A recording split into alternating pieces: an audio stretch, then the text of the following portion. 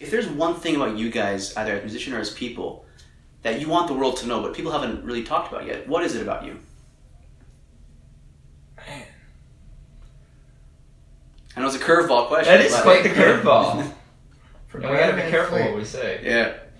This is for the future right here. I think Greta Van Fleet stands for a lot more than just music. And I think it's beyond me. I think it's beyond any of us. I think it's all of us together, and I think it's all the people who, the fans. And I think that when you combine all the factors, there's a certain sense of love and unity, whether it be a headline show or whatever it is. I think in that room or that stage or that sound, everything, the sonic, it just rises up, and I think the people kind of make this orb of love, and I think that's what we need right now. Being so young and having such a big thing sort of thrust on you guys, how do you deal with that? I always say that if people are giving us the responsibility, we'll take it. And I think that's really all there is to it. We just want to play music. We want to make music that we want to hear ourselves. Yeah, we've been doing it up to this point. I can't imagine what it would take to actually deter us from that, So I guess the answer is we'll find out. See what happens. It's why we all started doing it. We were absolutely a garage band, and the reason we were a garage band is because we loved to play together and we loved to play music. And as long as you hold on to that, you shouldn't be, you find yourself not getting nervous because, you're just doing what you love to do, and it's truly natural at that point. A lot of these issues just are eliminated. It's totally back and forth, I would say, with social media. As far as it goes, I don't think any of us like doing it. Will anyone ever figure it out? Yeah, maybe. Probably not us. But yeah, totally. I think that this completely distorts the image of what art is, and then I think people are so caught up in, I think what was so cool about rock and roll was that back then it was kind of social media. And they just didn't give a fuck, It thrived and did so well because there was no, easy form of communication. You had to travel and you had to meet people and you had to embrace it. And there's lots of word of mouth, and I think that's the most powerful kind of explosive method of, telltales, and I think that there it really is. So, I don't know if we've totally figured it out, but I know that the best way to do it is to just take that and then look at all the possibilities that you have with it and use it to your advantage rather than using it to, just take you away from what you're doing.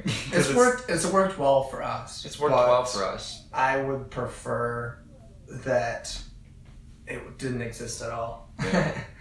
I don't think we ever knew that we had so many friends before we started doing this. And then we were on the road and we're like, man, everybody's just coming out of the woodwork, all our friends, so it's an incredible thing. It's a kind of a phenomenon. It is kind of a phenomenon. How do you deal with it, man?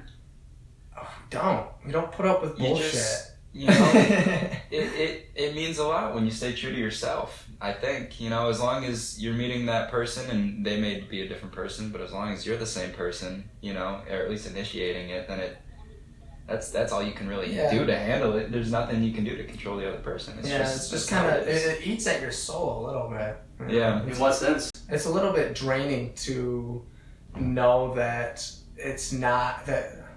A little bit draining to have people gravitate towards you, not because of who you are, but what you are. And that kind of goes back to the whole statistic thing, and I feel like there's a lot of that flooding social media as well, and it all works together. It's a new music industry. It's not the same, And going back to social media, I think that it's fundamentally and hereditarily fake. And pretty much everything's phony on social media. Yeah. And the initial concept's there. Absolutely. I think that the perception of what we do is totally off from what the reality is. Yeah. What is the reality, if I may ask? Well, the reality is some days you're... How do I put it? some days you're literally jet skiing in the Middle East, and some days you're eating cold ramen noodles from a hotel fucking bathroom. So in terms of mainstream popular music, my big issue is Autotune. You guys are actually playing your instruments, you guys are actually singing. How do you feel when you hear that stuff on the radio? Well, I don't want to say offended, but because, we want to respect all kinds of music, whatever it is, be diplomatic, but it's like, I don't want to listen to that shit. Part of being every artist is entitled to their own. That's what I meant. Their own. Every artist is entitled to their own process of, creation, creativity. It's respectable, to an extent. Some people have the ear, and that stuff is just, it sounds great.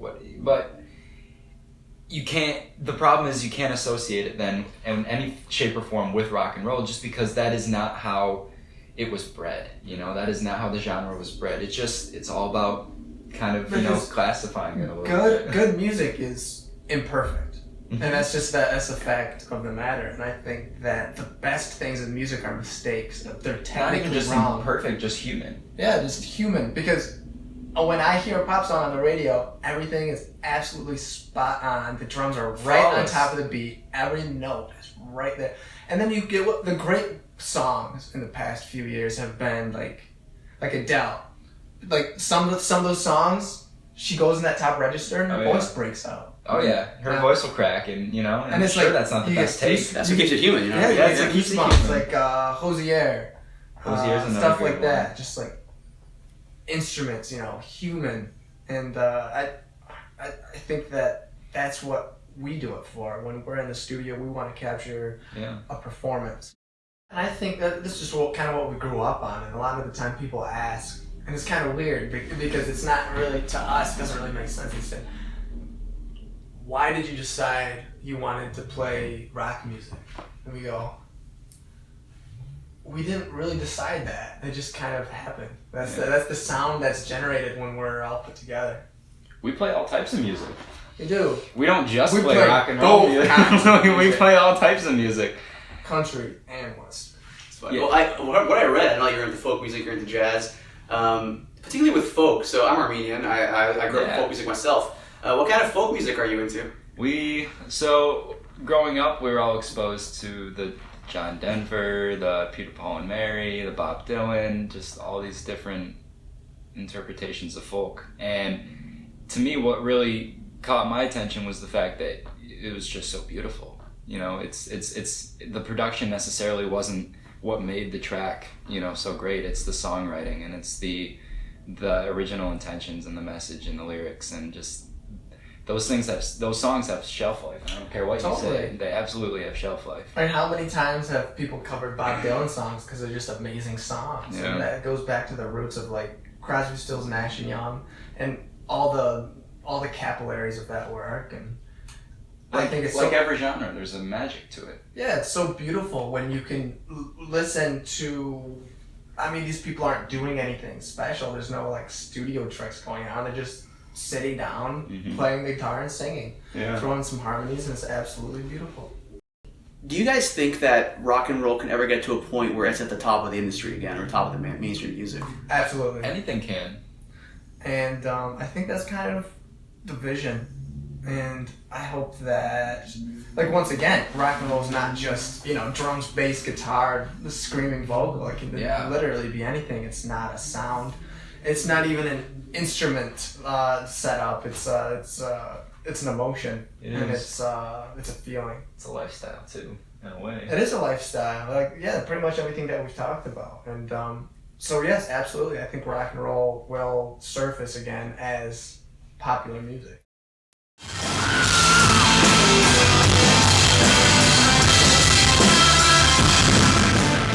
So what's it like being a touring band?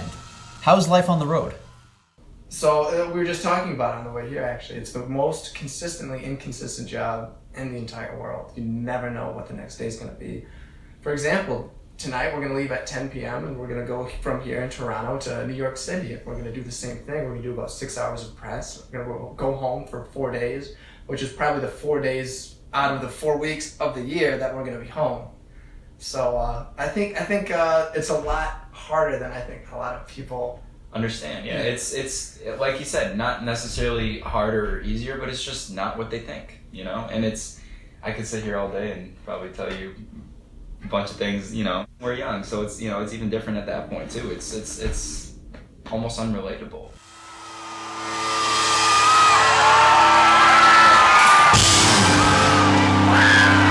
So Danny, what do you mean when you say that camping and touring are kind of the same thing? It depends. Don't you dare laugh. We've been camping together. We've slept in beds, you asshole. That's kind of what we're doing, you know. Like when you sleep on the bus, all the bunks are right next to each other. Yeah. When you're all in bed, it feels like oftentimes you're camping, and you're just and as long as you look at it not like you're camping, but in the sense with that same viewpoint, it's just like you're home. That's how you make it home. That's awesome. Like I That's said, the goal, to home. make it home. We're on the road 11 months out of the year, so Yeah. you know, everything that you can do to make it more enjoyable, you have to. Why do you think people are saying rock is dead? I think that the whole that started when people started realizing that rock is fallen from the forefront, and it's like for a time, like rock and roll is everything that anybody ever listened to. You know, the Beatles and like the defining bands. You know, the Beatles were the '60s, Elvis was the '50s, and I think people started just getting caught up in what is pop, and then I think rock got more or less buried and kind of watered down and misinterpreted. I think by the '80s, rock was kind of like I don't think it really stood for what it was anymore. I think they probably could have done it without the drugs, and I think incorporating so many drugs into a culture will destroy it no matter what. Yeah. So I think that could have been, you know, I think there's a lot of factors that went into that, but there's a lot that has to do with it. The world. I mean, it's been. Where would you roughly place the origins of rock and roll? Like I would 40s, 30s. Yeah, I would. You know? Yeah. Goes back that far. That's a long time. There's a lot. This world has changed quite a bit since then. So I think, you know, it has a lot to do with that, and it has a lot to do with the literal people that are, you know, being put into this world. And music is so saturated now, and that's the other problem. It's becoming easier to make music, and it's not a problem because you know what? Yeah, the more people should be making music, but with that comes the idea that music is now everywhere. You know, and there's so much of it. So there's a lot of music out there, and you know, I'll be honest, you can't listen to it all. I think rock and roll music is a little bit more difficult to make. I wouldn't call it dead. I would call it different.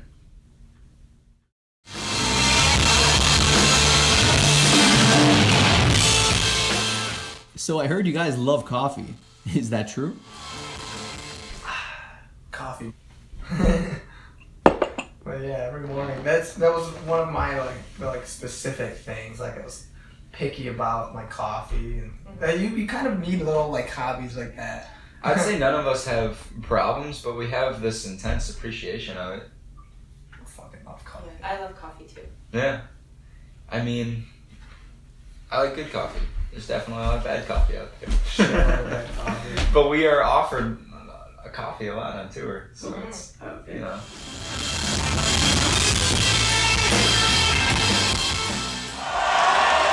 People still believe in the power of rock and roll music. Hey, thanks for watching. My name is Daniel Sarkissian. I'm an independent filmmaker from Toronto.